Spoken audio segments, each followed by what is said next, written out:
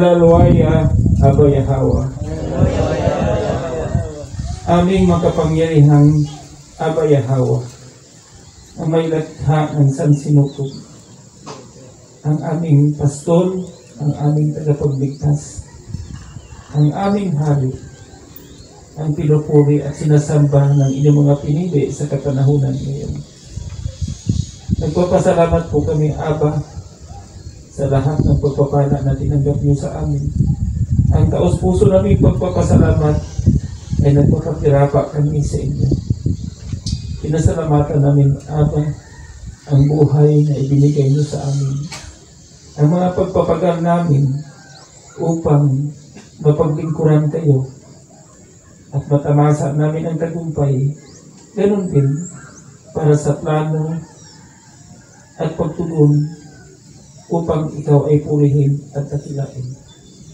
Maraming salamat po sa bawat isa na kasapi sa kingdom ang handang maglingkod sa inyo, handang gumawa ng mga bagay na nararapat ayon sa kanilang kakayahan. Nasalamatan po namin ang pamunuan, ganoon din sa aming punong kahanduin sinin na siya pong namumuna sa amin, nagbigay ng inspirasyon at direksyon at namumuno in the principles of righteousness.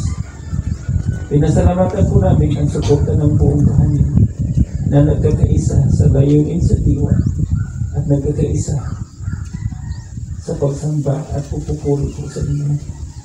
Ganon din ang aming mga local leaders sa Kagalihawa na sila po ang may direktang kaalaman sa mga sitwasyon ng kanilang mga tawag.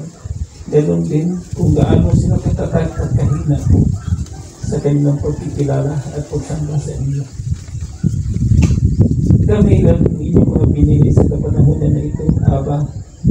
Marami po kaming mga challenges. Mga challenges po kami sa financial para sa pagpatuloy na paggawa sa inyong templo. Ang templo na inihanda namin para sa inyong pagbabalik. Humiling kami, Aba Yahweh, na mapagbulay-bulay at maiisip ng bawat isa na ang lahat na kasapi sa kingdom ay magiging tapat sa pagbibigay ng kapot upang ito ay magiging paraan na matustusan namin ang lahat ng pangangailangan. Ang magiging katapatan nila ay isang bahagi sa pagsunod po sa inyong kautusan. Mas basa po ang aming mga local leaders na sila po makapag-inspire sa lahat ng mga kawan na kailangan nasasakupan na sila po ay sumunod.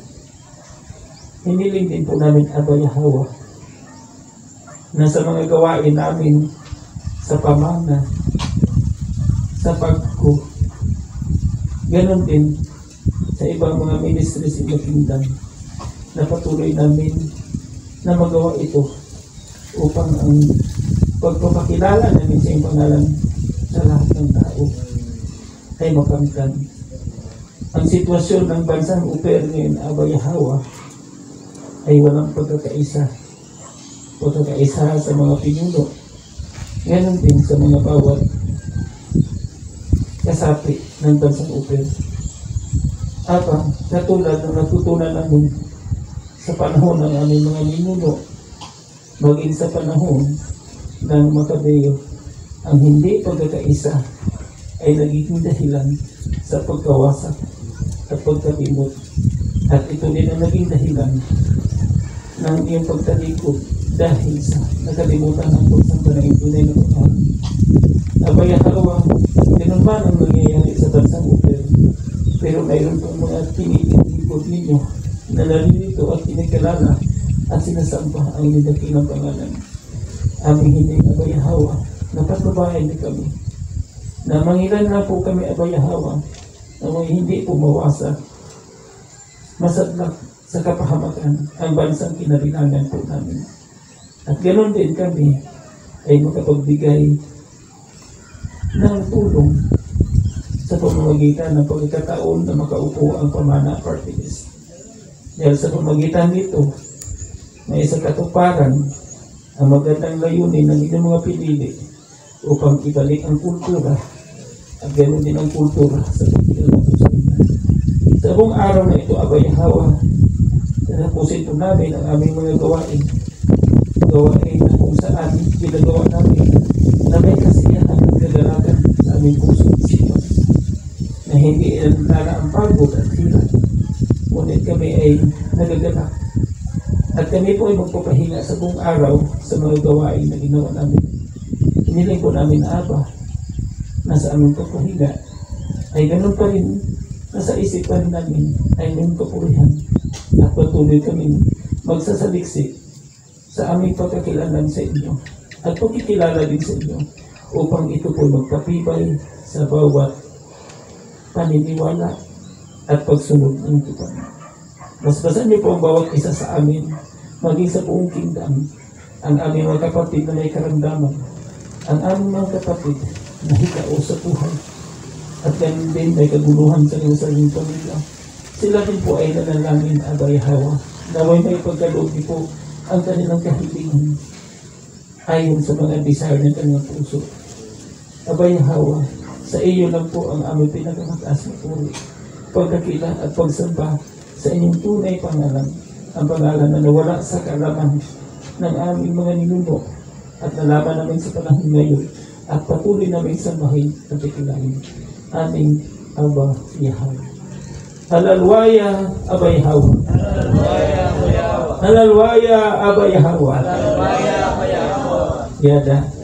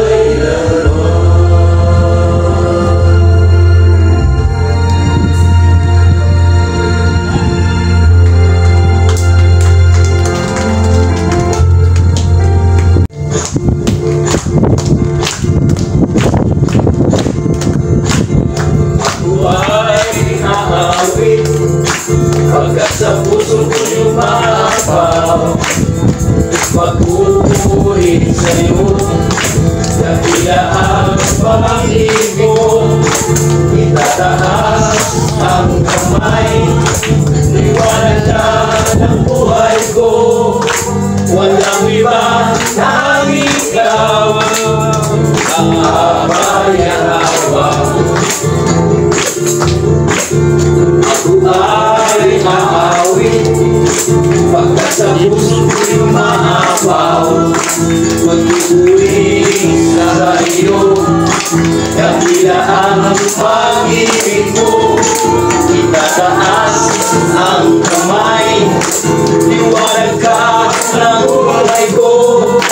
Walang iba, tanging ikaw ang mayawa. Oh, mayawa, dakila ka. Awit ako ng buong lakas. Oh, mayawa, kahangat ka. Sasayaw ako ng buong lakas.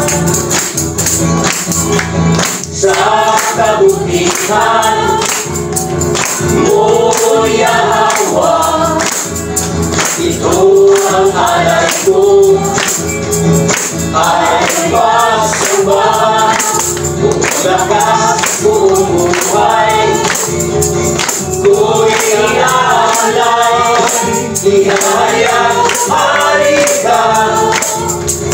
hari ka ng buhay ko.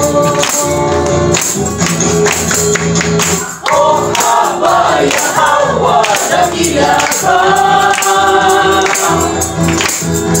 Aawit ako ng buong lakas. Oh, Yahweh, kahangat ka.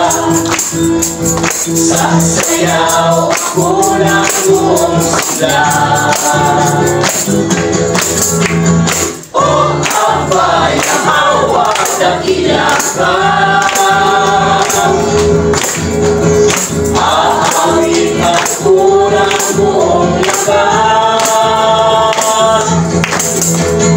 Oh, Yahweh, kahangat ka. Sasayaw ako ng buong lakas. Oh, Yahweh, dakila ka.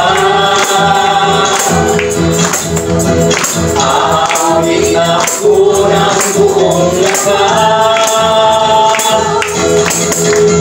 Oh, Yahweh, kahangat ka. Sasayaw ako ng buong lakas. Sasayaw ako